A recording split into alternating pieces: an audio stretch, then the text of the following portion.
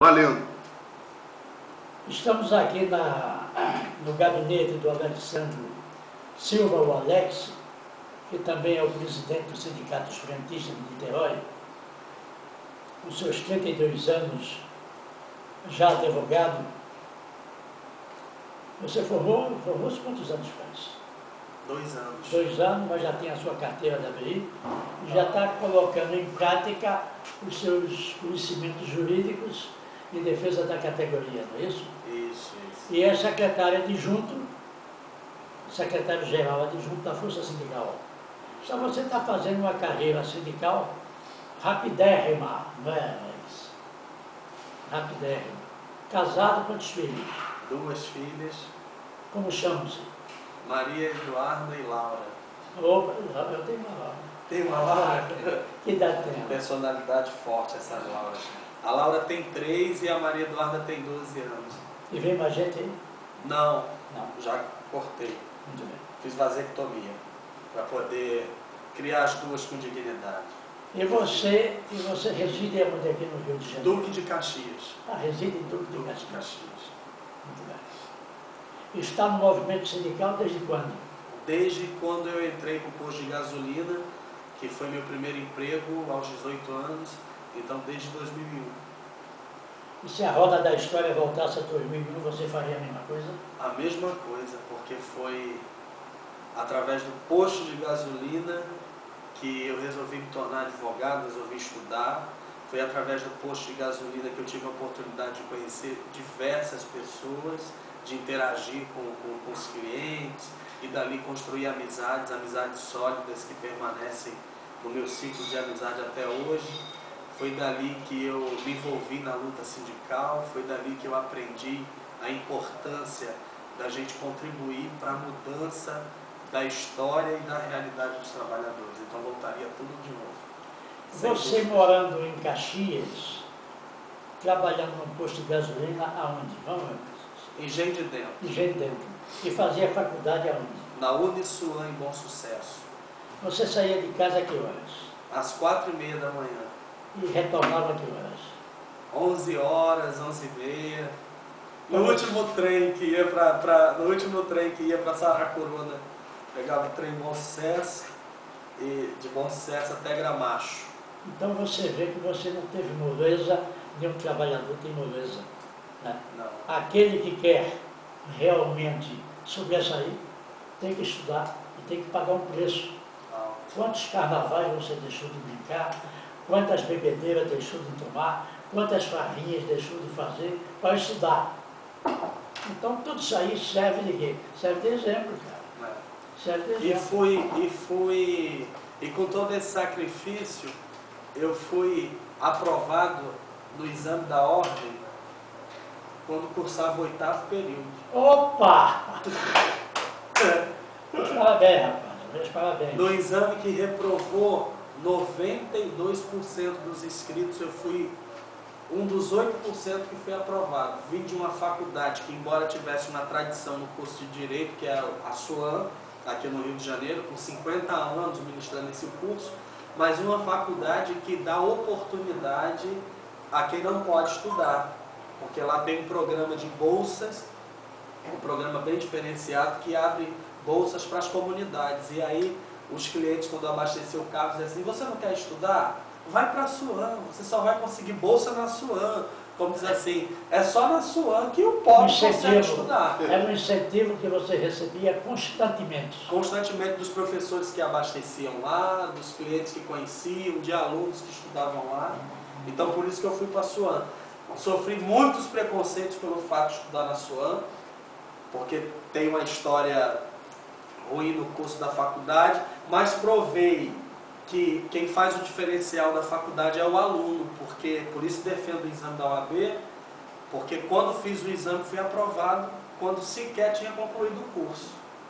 Então se tem uma peneira que filtra os bons, a peneira é o exame de ordem. Então mostrei que não tem essa, e o que existe então contra a faculdade naquela situação era o preconceito, porque lá frentista podia estudar, trabalhador de supermercado podia estudar, peão poderia conseguir qualquer graduação só naquela faculdade, graças aos incentivos que ela dava para a comunidade.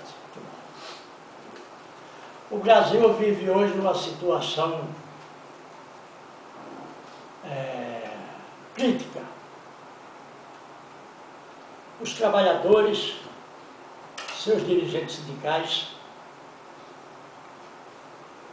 de uma maneira ou de outra, são pessoas que não dão muito valor ao estudo.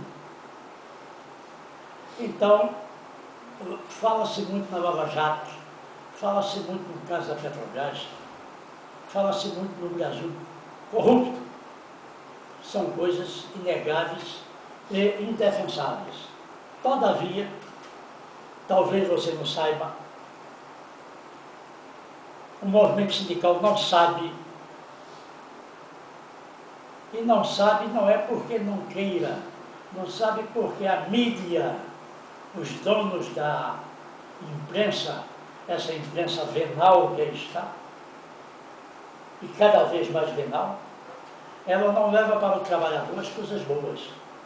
Ela leva o crime, a violência, o sexo, a droga, o nudismo, a sacanagem. Então, diante disto aí, o trabalhador, o futebol, é, hoje, a religião. São 24 horas fazendo a lavagem cerebral na cabeça do trabalhador, então ele não tem conhecimentos. Então, eu vou lhe dar um dado. Petrobras, com tudo isso, isso é uma porcaria, isso é uma besteira. Isso é uma gota d'água na riqueza do Brasil. 200 milhões, não, foi 1 bilhão. Isso é uma gota d'água na riqueza do Brasil. A tribuna mandará, fará, viu, Daniel, dentro de 15 dias, mais ou menos, eu vou ter tempo em São Paulo, estou indo hoje para São Paulo, e nós vamos fazer aí uns textos sobre a dívida pública do Brasil. 2014, 2013 e 2015, vou pegar esses 3 anos. 2014, o orçamento da República do Brasil, você tem ideia de quanto foi? Não, nenhum dirigente sindical tem. Se você não tem o orçamento nas suas mãos, você não pode discutir a situação política do Brasil, porque ele é reflexo disso. O Brasil teve um orçamento de 2 trilhões e 700 bilhões de reais. Desses 2 trilhões e 700 bilhões de reais, o dinheiro que a dona Dilma teve para enfrentar todos os casos do país, todas as suas necessidades, tocar a máquina, pagar a todo mundo. Deste 45,1% foi para pagamento da dívida. Não há país que exista, nem Cristo na presidência da República do Brasil dava jeito. Você não vê o Globo, você não vê o Estado de São Paulo, a Folha de São Paulo, TV Bandeirante, TV Record, TV... Nada, ninguém dá uma linha. Porque todo esse pessoal está no bolso da turma. Capital externo e o capital interno. A banqueirada interna e a banqueirada externa, roubando desgraçadamente esse país. Enquanto o trabalhador que tem a força, para mudar isso aí, ele não conscientizasse disso, esse dado perdeu um dado simples. A dona Dilma teve 54% para resolver os problemas do Brasil. E a banqueirada que nos rouba levou 45%. Isso em 2014, 2015 foi pior, 2013 foi pior. Então nós já pagamos mais de 8 trilhões e estamos devendo isso sem pagamento. É um saco sem fundo. Pois é. Na hora que nós tivermos um regime com um Supremo Tribunal Federal, com o Poder Judiciário, o Poder Legislativo e o Poder Executivo merecedores da confiança popular, isso aqui vai para frente. Mas isso é problema para a gente debater horas e horas numa palestra, num debate, etc. Está entendendo? Mas eu vou mandar para você porque você, com seus 32 anos, novo, virgem no mundo sindical, você pode, rapaz, você representa, você tem sobre os seus ombros uma responsabilidade tremenda. Uma responsabilidade de tornar autêntico o movimento sindical na defesa intransigente dos trabalhadores e na defesa, acima de tudo, dos princípios morais dentro do sindicato. Tá bom? É isso que eu espero de você, cara, que você é um garoto novo.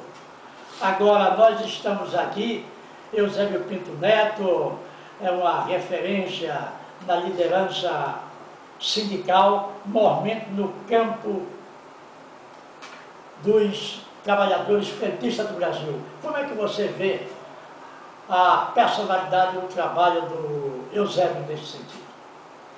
Eusébio, se tem alguém que eu posso dizer que é o meu mentor político, eu diria que é o Eusébio. Eu sou criatura política sindical do Eusébio. Foi com o Eusébio que nós projetamos, inicialmente, a construção do sindicato dos frentistas aqui no estado do Rio. Foi com ele que nós tivemos a primeira reunião lá na rua Doutor Bulhões, no Engenho de Dentro, num bar que fica ali na esquina, um bar famoso, e ali nós discutíamos a criação desse sindicato. Eu fui o primeiro trabalhador no Rio de Janeiro a ser convidado a compor esse sindicato, e esse convite me veio formulado pelo Eusébio, que teve bastante paciência, embora fosse um dirigente sindical experiente, mas teve paciência com o jovem para responder os questionamentos que eu fazia, enfim, para poder tentar me esclarecer o que era esse movimento sindical. E aí me deu a oportunidade, fui diretor de formação do sindicato na primeira diretoria, em seguida me tornei secretário-geral e ali fui crescendo, graças às oportunidades que recebi dele, enquanto presidente do Simpospeto, graças à paciência que ele teve. Então é uma pessoa a quem eu tenho uma imensa gratidão, uma admiração eterna, porque a força, a determinação, a disposição que ele tem de lutar por esses trabalhadores Brasil afora é uma coisa incomparável e é uma coisa que eu tomo como exemplo para a minha vida. Então Eusébio para mim é a maior referência política e sindical dentro do movimento sindical dos frentistas. Muito bem. E me diga uma coisa, você está como presidente, vai ficar muitos anos aí dirigindo o sindicato dos frentistas de Niterói. O sindicato tem quantos anos de vida? O sindicato foi fundado em 10 de dezembro de 2013, então nós temos 2 anos. 2 anos. Uma criança, agora está saindo das caldas. Está saindo das caldas, bom, gostei. E me diga uma coisa, e nesses 2 anos, dirigindo o sindicato de Niterói, como é que está a pauta salarial, as conquistas, qual é o caminho a seguir? O primeiro caminho foi buscar a legalização, né, de direito do sindicato de Niterói, porque era um projeto inicial do Eusébio, a construção de sindicatos desmembrados, porque ele vem da escola de São Paulo são 16 sindicatos no estado, de modo que esse desmembramento dos sindicatos garante uma representação permanente e próxima dos trabalhadores. Então ele trouxe essa escola para o estado do Rio de Janeiro, ao passo que fundamos o sindicato em Campos, em seguida foi o de Niterói. Então há um tempo para se obter o registro sindical, para se buscar a construção do ponto de vista de direito do sindicato. Então, nesses 2 anos nós nos preocupamos em resolver a questão da legalização do sindicato junto ao Ministério do Trabalho, manejamos um mandado de segurança para conseguir a carta sindical. Então a nossa carta sindical veio, nós conseguimos tirar o sindicato daquela fila eterna de análise através de um instrumento constitucional que foi o mandado de segurança. Nós buscamos a condenação do Ministério do Trabalho a analisar e conceder a carta sindical, inclusive a Justiça determinou uma multa de R$1.000 por dia e cada dia de atraso, porque sustentava o juiz na sentença do mandado de segurança que isso era uma lesão a toda a coletividade. Então nós focamos nesses 2 anos iniciais de buscar essa legalização. O registro saiu um dia depois do aniversário do sindicato, então saiu no dia 11 de dezembro do ano passado, e agora a gente está buscando a construção de uma pauta para iniciar a negociação coletiva que tem database prevista para junho, agora de 2016. E vocês congregam Niterói, São Gonçalo, quantas cidades? Nós representamos 13 municípios, no total de 6.000 trabalhadores, e vamos de Iguaba Grande, passando por São Gonçalo, Maricá, Saquarema, Guapimirim, Petrópolis, Teresópolis, Magé, e aí Itaboraí, 13 municípios, de Iguaba a Petrópolis. E me diga uma coisa, e aquele companheiro o paulista que está dirigindo ao sindicato de Campos? O Valdeci. O Valdeci.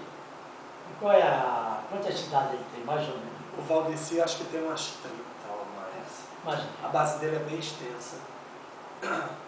E geograficamente também é grande pra caramba, né? E me diga uma coisa, como é que você vê em termos de conscientização da sua diretoria? Você pretende fazer cursos?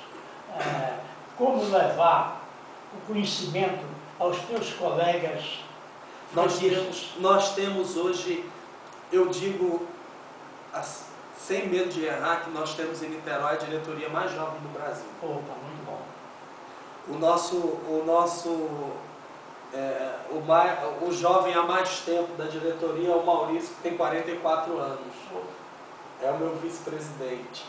A Renata, que é diretora do sindicato, tem 23. O Lucas tem 26. Os outros todos nessa faixa etária de entre 30 e 40 anos. Então nós temos a diretoria mais jovem. Como jovens que somos, precisamos valorizar a experiência. E só se aprende estudando, né? Estudando com pessoas experientes, pessoas que viveram o movimento sindical, que hoje eu digo que precisa ser resgatado. E aí a gente vê a necessidade de qualificar, sim. Permanente, porque foi assim que eu aprendi. O Eusébio sempre investiu nessa qualificação. Nós estamos aqui em nome da Tribuna da Imprensa, jornal que o companheiro Mazola e este seu velho amigo, nós dirigimos. Este jornal está com a penetração muito grande no sindicato, tendo em vista, principalmente,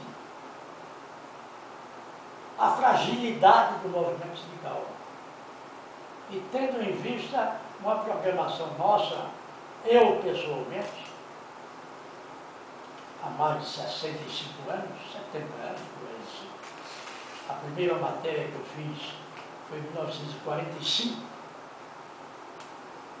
em Recife, para o jornal comunista Folha do Povo, e cobrindo o sindicato dos tecelões do Recife. Então esse micróbio sindicalista está conosco. E eu não consegui ainda me libertar. Como eu estou com 87 anos, acho que é bem difícil. Então estou aqui com o Mazola e disse para ele, vamos criar a tribuna sindical, a tribuna de imprensa sindical.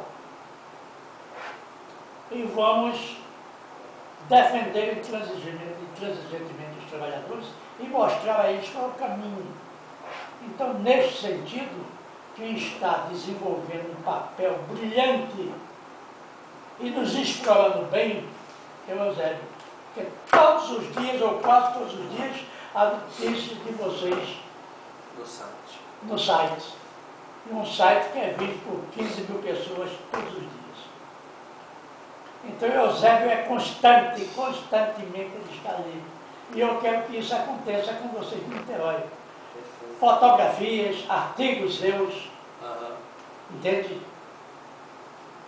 Matérias, tudo que você está fazendo em Niterói, os associados que chegam, associados que saem, manda notícia diariamente.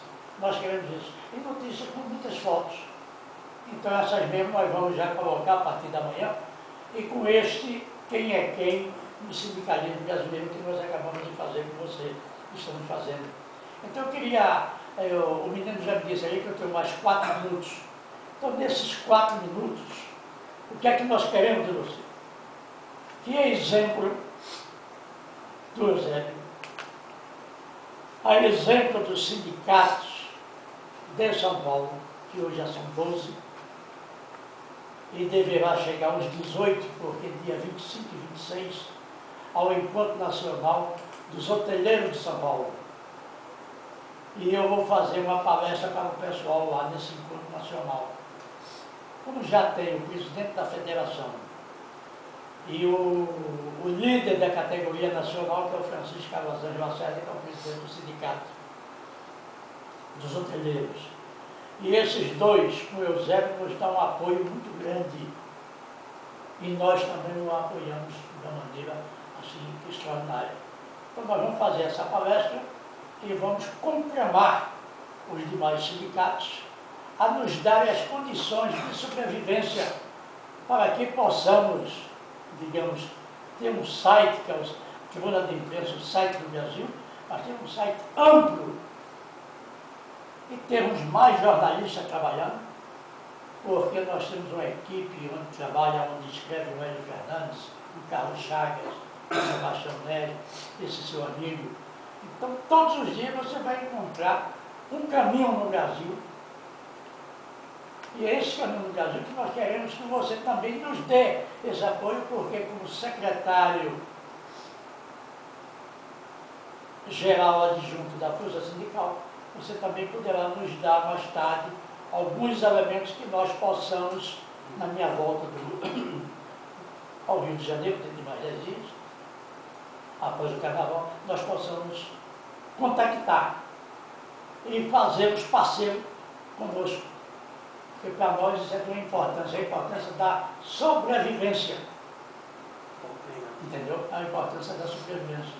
E eu gostaria de que, então, você tomasse nota. Escreva pelo menos um artigo toda semana. Você tem facilidade como advogado. Escreva no campo jurídico, sindical.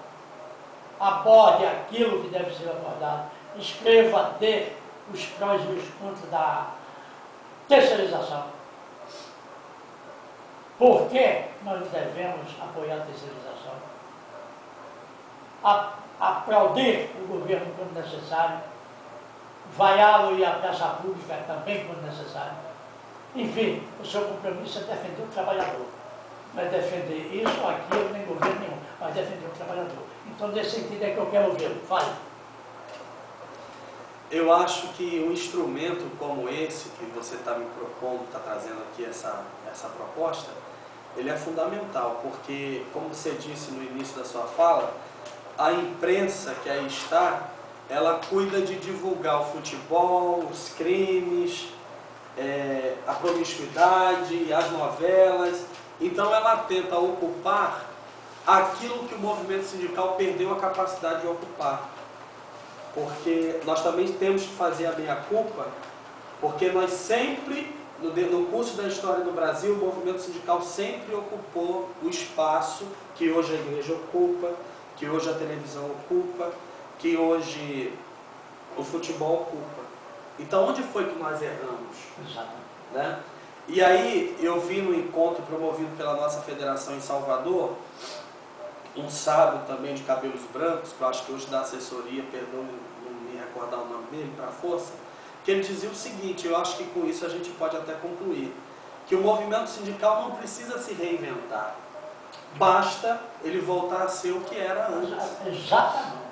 Então é isso que a gente precisa enxergar, essa capacidade. Os dirigentes sindicais de hoje precisam entender que ser dirigente é se curvar à vontade dos trabalhadores, é buscar alternativas que melhorem a vida e a condição desses trabalhadores. Para isso a gente precisa estudar, precisa se qualificar, precisa entender da dívida pública do Brasil, precisa entender do direito, precisa entender da fábrica, precisa entender das ruas, precisa ter disposição para lutar, mas, sobretudo, nós precisamos de um meio de comunicação eficiente, que leve a notícia para o trabalhador e que tenha a capacidade de atrair esse trabalhador para ler aquilo que a gente está divulgando. Porque não adianta também a gente fazer um material extenso, escrevendo muito, porque o trabalhador é uma outra questão cultural que a gente precisa observar, que ele não gosta de ler.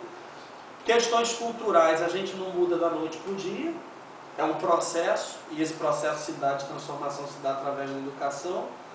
E aí a gente tem que sim investir nesse instrumento e fazer o sindicalismo como o sindicalismo que foi lá atrás, resgatar isso, ter a capacidade de atrair jovens para dentro dos sindicatos, que pelo que eu vejo hoje, com raríssimas exceções, as portas dos sindicatos são fechadas para os jovens, não sei por que razão, e aí a gente vê diretorias se perpetuando, muitas até atuantes, que nada tem contra, mas outras que deixam de atuar e que fazem mudanças estatutárias para reprimir a chegada de novos dirigentes, que não divulgam suas campanhas salariais, que não trazem os trabalhadores para participar das assembleias, que não criam estratégias para trazer esses trabalhadores. Então, o que a gente precisa hoje, e aí já concluo, é desenvolver ideias para que a gente possa atrair os trabalhadores para dentro dos sindicatos, para que o movimento sindical de hoje volte a ser o movimento sindical de 60, de 64, daquela época dos tempos bons vividos pelo senhor. Eu deixo, me chamo de você. Eu deixo com você também uma matéria que eu fiz em 1988 com o saudoso Luiz Tenório de Lima, que foi, na minha opinião, um dos melhores dirigentes sindicais do Brasil. Eu conheci. Você conhecia? Através do Eusébio. Através do Eusébio. E deixo também essa matéria com Oswaldo Pacheco da Silva, esse rapaz que aqui está, meu grande companheiro de lutas, desde 46, presidente do Sindicato